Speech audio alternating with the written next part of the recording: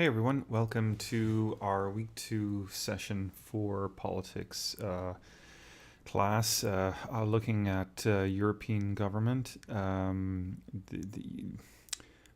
last time we met, we were talking about, I suppose this question of early founding fathers, really, and the possibility of overcoming the logic of sort of state selfishness in the context of a European politics that had for, well, frankly, centuries been dominated by the tendency of nation states to think in the short term, to think selfishly, to think fearfully about the intentions of their neighbors, and so consequently to keep their guard up and sometimes to act proactively in seeking that defense.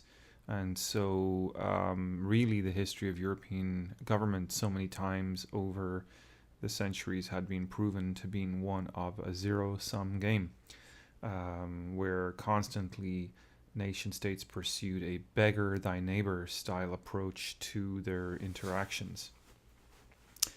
So it's really quite remarkable, and this is not just a sort of a casual boosterism of someone who enjoys the European Union. I have my fair share of criticisms of it, but it really is quite remarkable that the EU has been able to accomplish, decades now of peace, and not only peace, but a deepening of the institutional mechanisms that bind and build trust. Most importantly, build trust between the nation states of the European Union.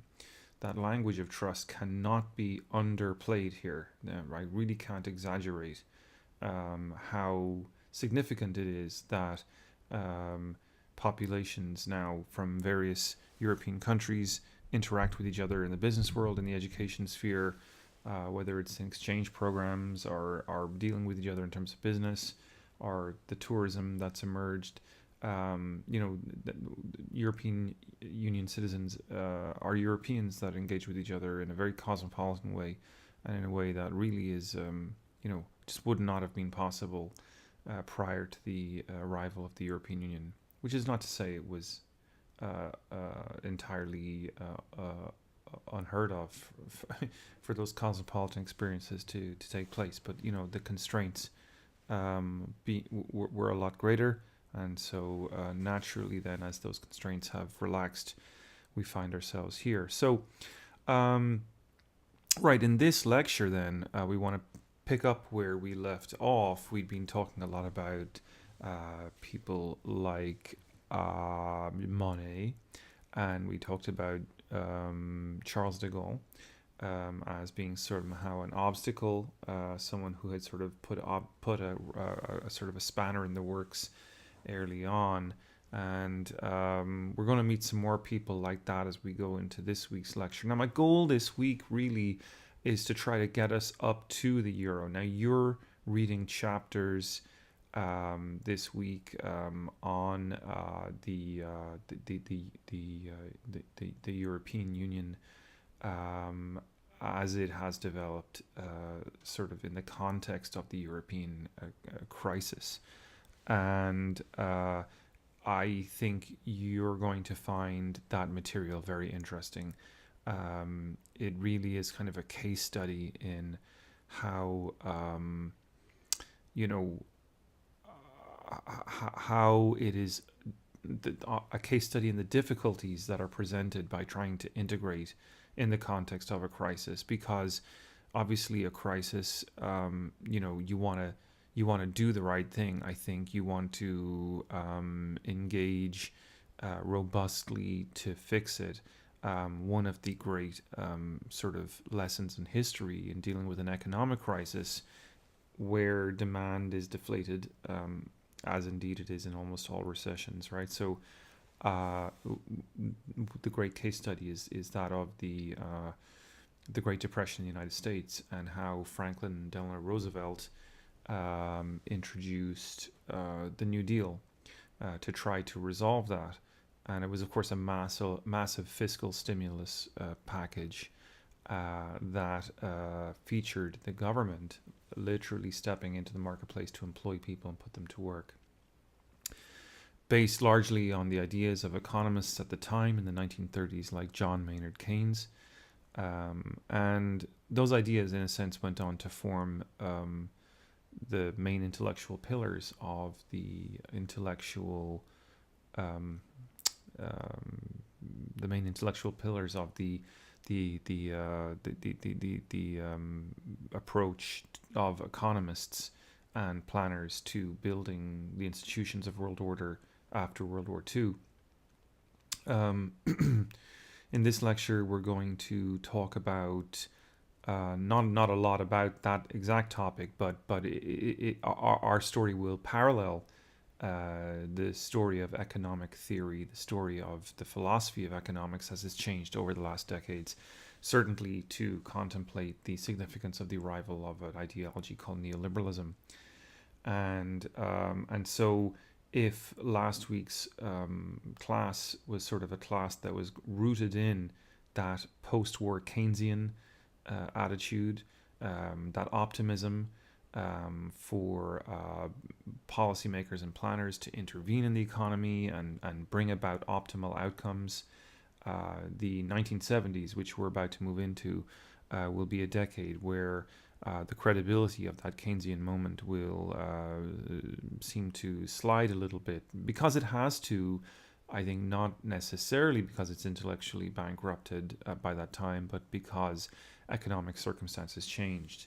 And there's a whole bunch of reasons why that happened, partially bound up with the Vietnam War and the cost of the Vietnam War, which means the United States could no longer be the sole kind of guarantor of economic order by linking the dollar to the price of gold, as it had up to that point in time. The so-called Nixon shocks were very destabilizing in that sense, and really the history of the last 30 years, even up to the present day, economically, I would say has been sort of overshadowed by the collapse of the Bretton Woods institutions in the 1970s, and again, as I said, that's partially to do with the cost of the Vietnam War, partially to do with the catching up of European nations in terms of competitivity, and Japan in terms of competitivity and productivity with the United States, which was, after World War II, really the major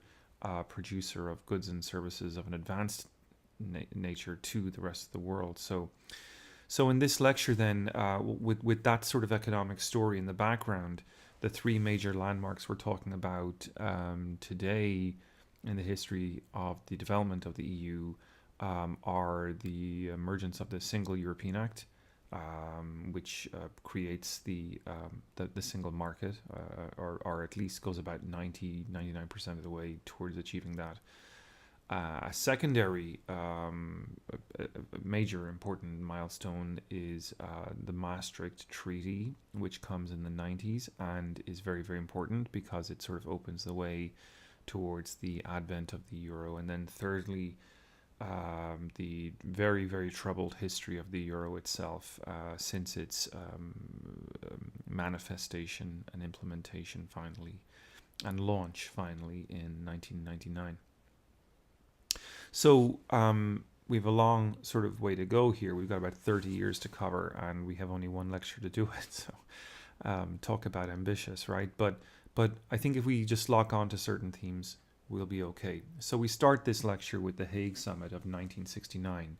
Now, 1969 was a big year all around the world, of course. It was the year of Woodstock. It was the year of cultural revolt in France. It was a very big year in France, actually, because the country was politically crippled by that time. And, of course, it is going to be, if you know your history of France at all, this is the sort of set of circumstances that bring about the fall of Charles de Gaulle, who we'd been talking about a lot last week.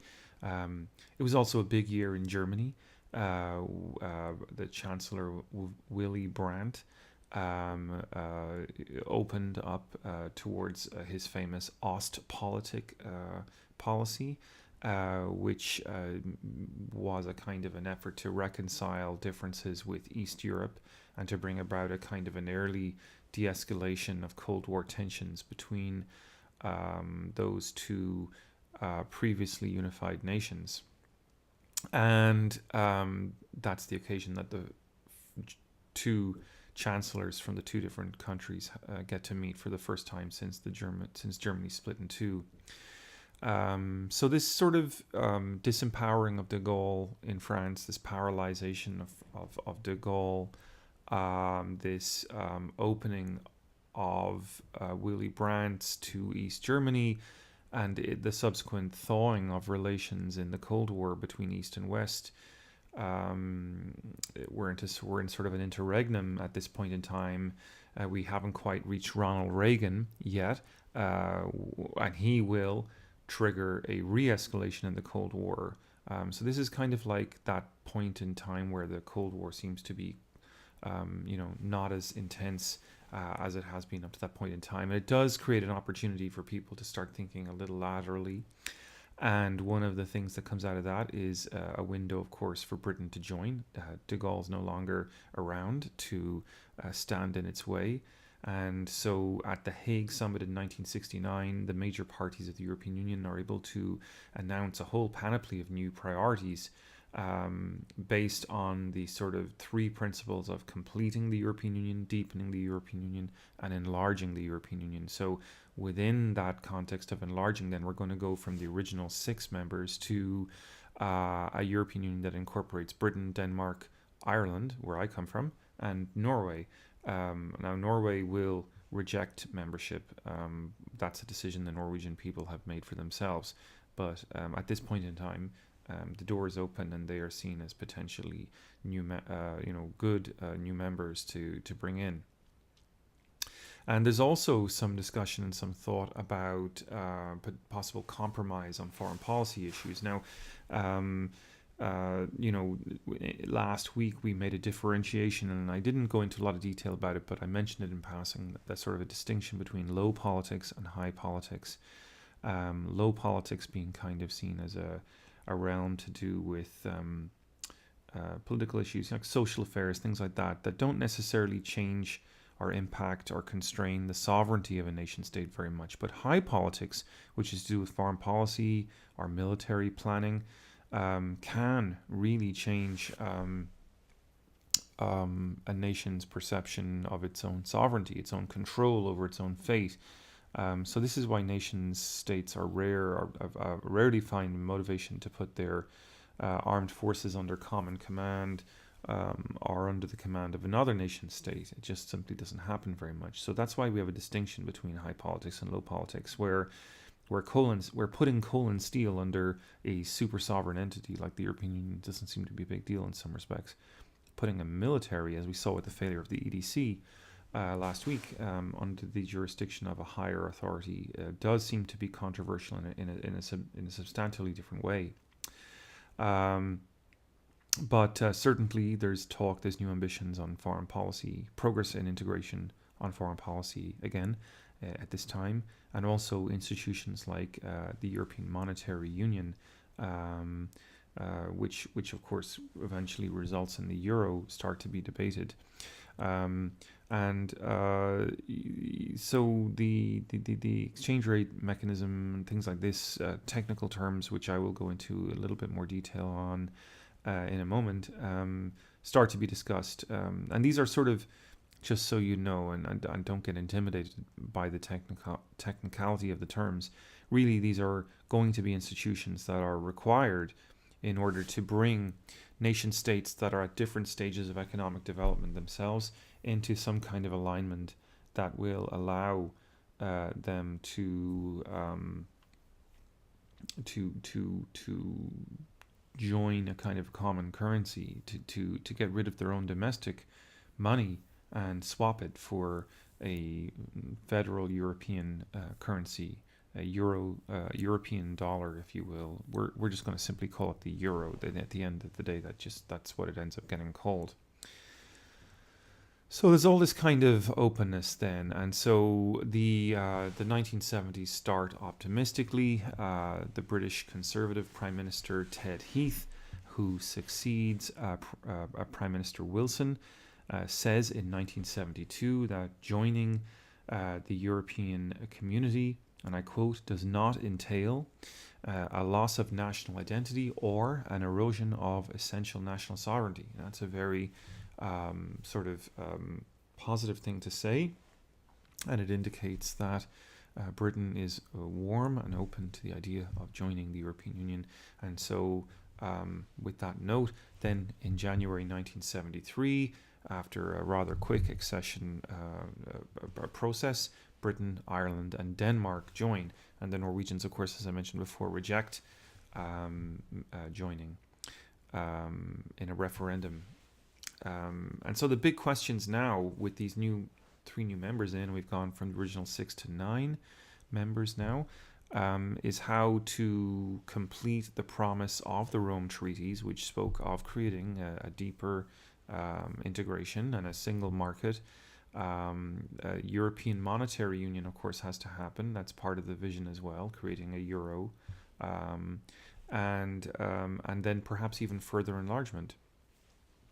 Now, it should be said that while the European Union officials were all very optimistic after the accessions in the early 1970s and de Gaulle being out of the way and the empty chair crisis now being over, not everyone was pleased with this new sort of expanded Europe, specifically the British public. And we'll see this again and again. And of course, today it's still playing out because we're in the middle of discussing right now a so-called Brexit, or British exit from the European Union itself. And British Prime Minister Theresa May just this week, in fact, just today, arguing, and today is January 16th, 2017, Theresa May talking openly about the fact that she wants a clean break with the EU on the strength of the referendum that the British people participated in last year, and much to everyone's shock and horror, argued that they wanted out. In 1972 they had just joined, and already I think it should be recognized that there were widespread feelings that the terms of the membership were very unfair. The British thought that they were contributing and paying more into the European Union than they were getting out of it. Ted Heath doesn't last very long in office as the Conservative Prime Minister of Britain, and the Labour Party's Harold Wilson is back in office. He had been in office from 1964 to 1970. He's back in office in 1974 for a couple of years, and he holds in that time frame a nationwide referendum on the matter, where the British people decide somewhat narrowly to stay in. But it's a hard-fought campaign, and of course it's a divisive topic in Britain, and as I've been saying, it is still divisive today. But again, all of this taking place in a time where you can't just think of the history of the European Union or the invitation to join the European Union in the abstract. It's not like, oh, let's join the EU. There's history going on around this debate, and so real live action history is taking place and overshadowing people's thought processes and decisions and thinking all at the same time. So we'd been in the previous slide talking about the Nixon shocks and the collapse of the so-called Bretton Woods institutions, which championed global economic stability after World War II, all on the strength of what we've been calling Keynesian economics, named after John Maynard Keynes, the British economist, writing in the 1930s about what it would take to stabilize world order after World War II, hopefully in a way to prevent a sort of a set of economic conditions emerging, which many people say led the world back into war after World War One, because we just didn't stabilize the economy properly, and Germany was heavily punished by the powers, by the great powers after the war. Punishing a power after a war economically definitely was seen as a sort of recipe for disaster. Um, so anyway, this era of Keynesian economics lasts from, World War II right up to 1971, 1973, which is the era of the so-called Nixon shocks, where the United States finds that it can no longer afford to back its currency to the price of gold, which means that the dollar is going to come down in value. It's going to therefore put pressure on European manufacturers to compete with American goods and services, and basically it's also going to coincide that competitive pressure now from the United States is going to coincide with decisions made by OPEC, the Association of Oil Producing Countries, primarily Saudi Arabia and Middle Eastern countries, but also including Venezuela and other countries, to create a kind of a pressure in 1975, and there's the so-called then oil price shock at that point in time. So it was a lot of economic pressure at the time, and it does really sort of lead to a new temptation to return to a kind of a protectionist attitude. And you can see that in Western countries in the context of something called a multi-fibers agreement. Now, none of this is in your textbook, but I think it's important to mention it. The United States has entered a period of economic stagflation. It's not going to be, as a result of that, very open-minded on, taking a leadership role in the world economy, and the European Union, obviously is going to take an economic hit from that. So, in this context, then, hopefully you're with me on this. We see the election of Margaret Thatcher. And Thatcher is, you could not exaggerate Thatcher's relevance for the development and the history of the European Union. She's a very divisive figure. She's very opposed to and speaks openly about her fears that the European Union might someday become a super state and obliterate Britain as an independent autonomous nation with a proud history and a proud identity, etc., etc. So Thatcher is going to be someone who, in a sense, exploits many of the fears and the protectionist impulses that people are feeling throughout the Western world, but specifically in Britain, of course. She is the British Prime Minister. So, exploiting those fears to support her own legitimacy. And she's going to pick a fight, a very big fight, with European Union governors. So as we head into the 1980s, there's a number of things that are worth remarking on, apart from the election of Thatcher, that are going to kind of form the backdrop of the drama that she's going to kind of instigate. And we start in France, where we see the Prime Minister there, the President there, Georges Pompidou, who had replaced de Gaulle briefly, now sort of stepping aside, and incoming socialist a president now by the name of Francois Mitterrand. And Mitterrand is probably one of the most famous of French presidents. He was a socialist, but he was a socialist whose ideas were moving at the time in keeping with attitudes that were shifting in the 1970s away from the kind of Keynesian type strategies towards more market-based notions of how government ought to be applied. And there were troubles in France at this time too, of course. The French economy, much as in other places, was suffering from inflation and unemployment.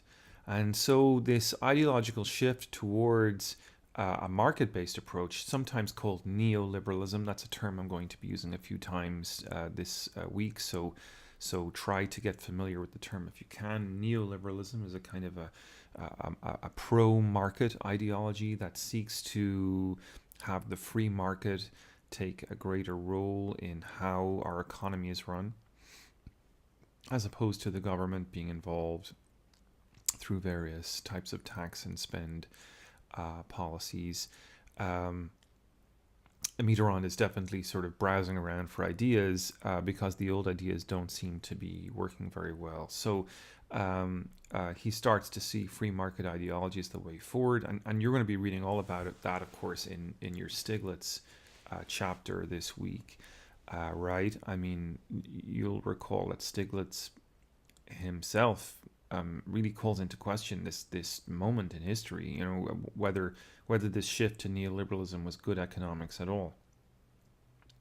But in this context, with Mitterrand sort of being more open-minded about things, you know, it certainly opens a door for Thatcher, Margaret Thatcher in Britain, to pursue and to achieve one of her major goals, which was to get a refund for the European Union membership fee that Britain was paying, which, as I mentioned in the previous slide, many people in Britain thought was unfair. Now, Harold Wilson had tried to renegotiate it already, but those results were largely cosmetic. In 1979, Britain had received back just short of £1 billion in a sort of a rebate from the EU.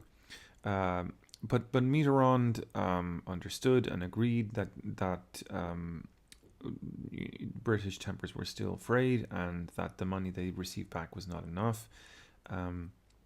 Britain wanted to be making a contribution, but a fair contribution.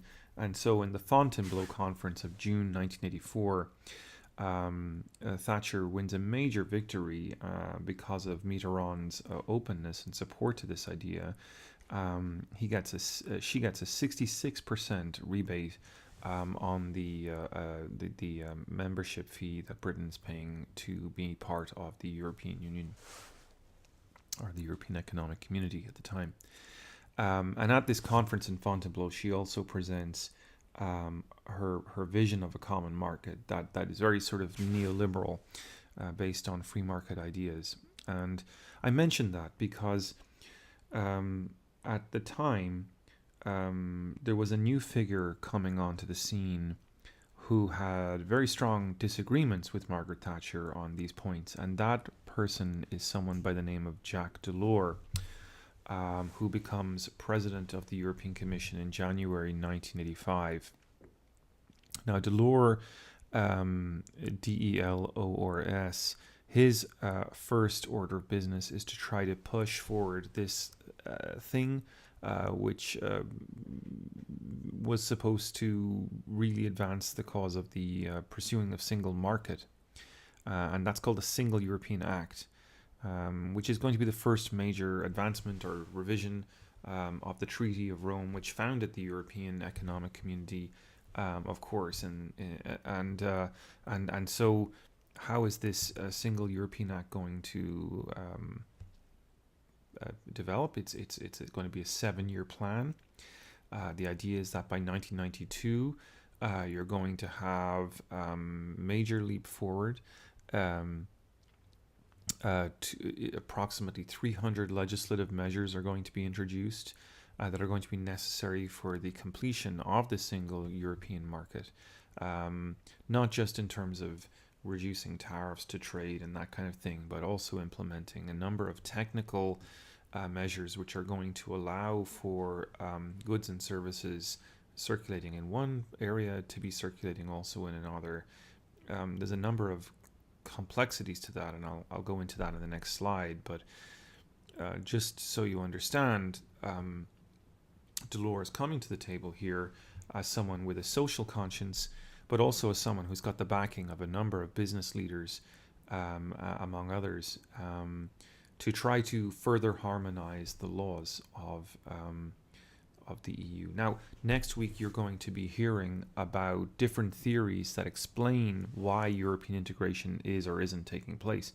You're going to be learning about terms like spillover, and I think this is one moment that you could keep in mind as we go into next week's readings, because Here you have integration, of course, being pursued by someone who genuinely believes in integration, such as Jacques de Lor, but also someone who is sort of being courted and encouraged by business leaders and others to help complete the project of the single market and allow businessmen around Europe in various different sectors to realize the same economic benefits that are being realized by businessmen already operating in the various territories like coal and steel and agriculture, which have benefited from European Union membership and the single market, such as it was able to exist to that point in time.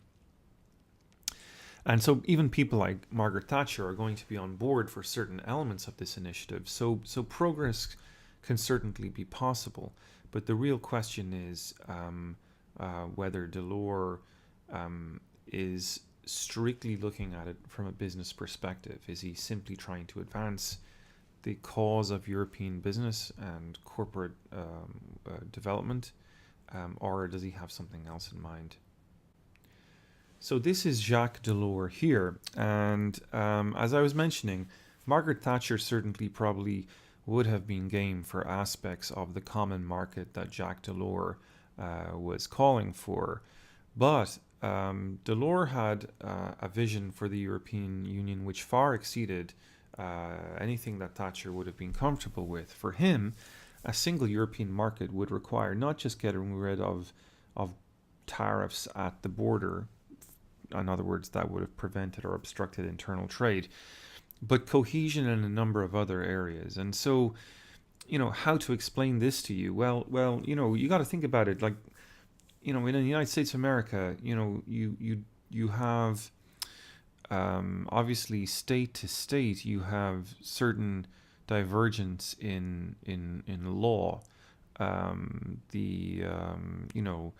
Codes for managing the environment in one state might not be the same as that prevailing in another, but nevertheless, it's not that everyone does whatever the hell they want. I mean, in certain sectors like road transportation, for example, there's a lot of federal legislation, a lot of federal government that steps in, that tells states what they can and can't do. And indeed, there's federal environmental rules as well as state environmental rules. And so that's an example of how in the United States there's already a lot of cohesion.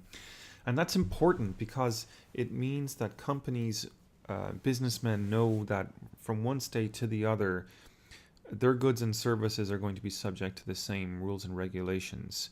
It means that nation states there are no nation states within the United States, but you know what I mean. The states within the United States can't sort of play off each other in terms of trying to bargain on some of those rules. So,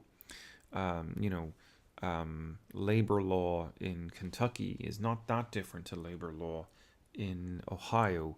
So companies in Ohio don't all move south to Kentucky because it's cheaper to be located there. I mean, it is cheaper to be located there in some ways, and that's because labor costs are lower. But by and large, it's still very competitive for businesses to be located in Ohio too. Anyway, so that's de Lor's vision, is to try to create not just an economic marketplace, but a marketplace where there's standards and procedures in place and a number of issue areas that are going to allow for business to be conducted in a fair manner as well as everything else. Now, Thatcher is not going to be very keen to allow much of this to take place. And so at a conference in Bruges in Belgium in September 1988, there's a big sort of showdown between Thatcher and de Lor. They battle it out, and Thatcher gives a key speech where she says that Britain is opposed to the development of a so-called super state, and she advocates instead that something much more like the Churchill model, which would have been about a family of nations, constituting a family of nations and preservation of the Atlantic community and the special relationship with the United States. Yet, it's going to be hard for Thatcher to get her way. De Lor certainly has a vision, as I've pointed out on the screen, and that's a vision of creating the single market. And certainly one sort of major historical fact that's pushing history his way is that at the time Germany is the most powerful economy in Europe, and so you know German consumption, the consumption of German citizens of goods and services from all around Europe is very important for the overall prosperity of the European Union. And it's because of that the German central bank in the city of Frankfurt is very important for the European economy because in setting the interest rate for the Deutschmark, really Frankfurt is de facto setting the interest rate for the rest of Europe as well. So what that means then is that because of Germany's special place as an economic powerhouse and the German central bank's special place as a sort of a de facto interest rate setting agency for all of Europe, Germany has a kind of a lot of economic power, and that economic power is not bound or constrained in any significant degree. So the French and other smaller nation states are not going to be too happy with this because it means that they don't have a say or a seat at the table when German interest rates are getting debated. And so this idea then of a European currency is really kind of on the table for a lot of thinkers and analysts at the time, and seen as a way of binding German economic power, constraining German economic power, democratizing it, if you will, perhaps might be a better way to put it. And of course, the Germans want it as well because there's a win in it for them too. It's a win-win situation because in exchange for this democratic binding or constraining of their currency, what are they going to get in exchange? Well, they're going to get a common currency throughout Europe, which is way more stable than having a multitude of different currencies, especially if you're a German auto manufacturer like Volkswagen. They're looking enviously, as Yanis Varoufakis will tell you in his book this semester. German auto manufacturers are looking jealously at the United States, and they're seeing how Detroit auto companies, owned by people in New York, are locating their component factories, their factories that produce their various components, often in very poor states where labor is cheap in the Midwest. And the German auto manufacturers like Volkswagen are going, gee, well, it'd be nice if we could locate our component factories in a poor country in the European Union, like Spain or like Portugal. But there's not much point in doing that right now because we all have different currencies. The Spanish are using the peseta and we're using the Deutschmark. But if we could get rid of those currency fluctuations, and if we could get up the transaction fees that we have to pay banks to convert pesetas to Deutschmarks and back again, depending on whether we're buying or selling, that would be great, no? So the German economic interests of the major German corporations are really kind of behind this idea of building a euro as well. So all of that's kind of contriving to push the agenda, push the power into De Lor's hands. And he is arguing that if we're going to have a single market for goods and services, we're going to have a single currency. A lot of people, are liking that idea. And the upshot then is that despite Thatcher's best efforts, the European monetary system is going to be on the near future agenda.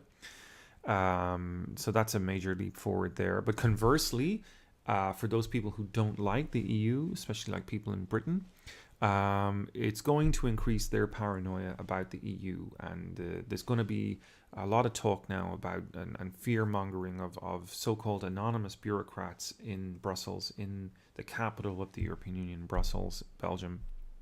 And a case in point,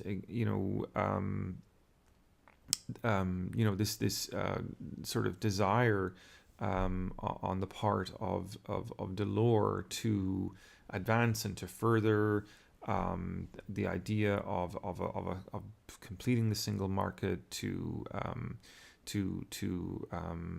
sort of build a Europe that includes a certain amount of social justice in its composition, in its policy base, it's going to be very antagonistic for those people who are already not liking the European Union. So for de Lor, he's kind of like going around lecturing about how free markets can produce too much individualism, and that the law of the market isn't necessarily always the best thing.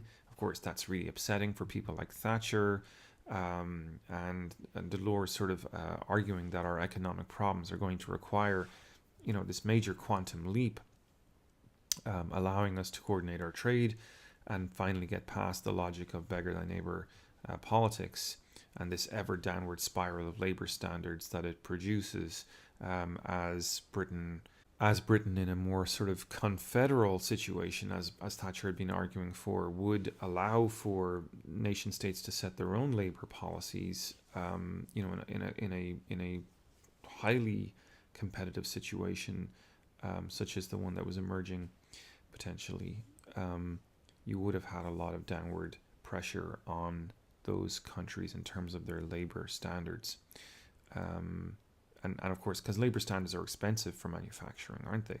So if you have high standards of labor, like workplace safety, time off, that kind of thing, it's going to make manufacturing more expensive. And what de Lor is saying is that if we are going to forestall that slippery slope of international competition and the spiraling downwards of standards, then we need to come together. We need to form a bigger economic unit so that we can have internal competition between our manufacturers, but within a context where the rules are set federally, kind of like what happens already in the United States. But of course, this is going to be controversial, right? So in exchange, he knows that he has to kind of buy off, if you will, this kind of conservative attitude embodied in people like Margaret Thatcher, and he's going to call this principle, this quid pro quo, subsidiarity. So what is subsidiarity? SUBSIDIARITY. And subsidiarity is this principle, he says, where you never entrust to a bigger unit anything best done by a smaller one. Based on this model, he envisions an EU that is going to be not a super state, as Margaret Thatcher had been afraid of, but rather something much more like a joint exercise in sovereignty, where everyone is participating. Now, that's the debate then between de Lor and Margaret Thatcher. And as I was saying in a previous slide, these conversations are not happening in a vacuum. There are great events taking place all the time in history, and one of the greatest events in modern history takes place in 1989. It's unexpected, but it certainly shakes things up, and that is that Germany's Berlin Wall falls down. It is knocked down, in fact, by protesters. And the two countries that had been divided for decades, East and West Germany, are now reconciled. And policymakers in Germany think that this might be a good occasion for, seeing as things are going to be changing up anyway, for them to start advocating for the euro as something that the entire European Union can benefit from.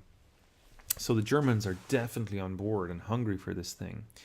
And the major obstacle to it, of course, being Thatcher. Well, turns out in 1990 that Thatcher, having had something of a meltdown at a major conference where she confronted with Delors, she had a confrontation with Delors, is seen by her home parliament and her party, especially the Conservative Party, as being incapable of keeping the European Union's agenda under control. So while she's returning from this conference, she is voted out of office, and a new British Prime Minister is introduced, John Major. Now we'll talk more about him in a minute, but all this to say that Thatcher, who was a major obstacle to some of the policies that European, more Euro-friendly politicians were trying to push. We're at this point where some of those ideas are going to be more easy to implement. So there's a sense in which then we're, obviously now at the end of the 1980s, it's been a hard decade.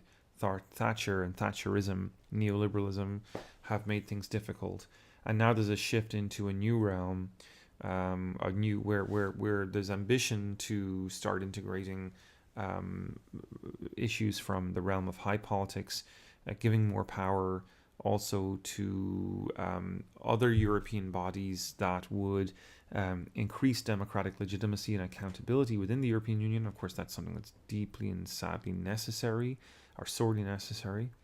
So there's going to be this sort of agitation for direct elections to the European Parliament. That's not something that had been happening heretofore, and the ambitions are now going to be to produce something like a common foreign security policy. Now, of course, we talked last week about the EDC, the European Defence Community, and how that failed. So nothing's really happened on that front since then. But now we're starting to hear this language about foreign security policy. So I'm going to pause the lecture here. That's part one. And when we come back, we're going to talk about the Maastricht Treaty and the Euro.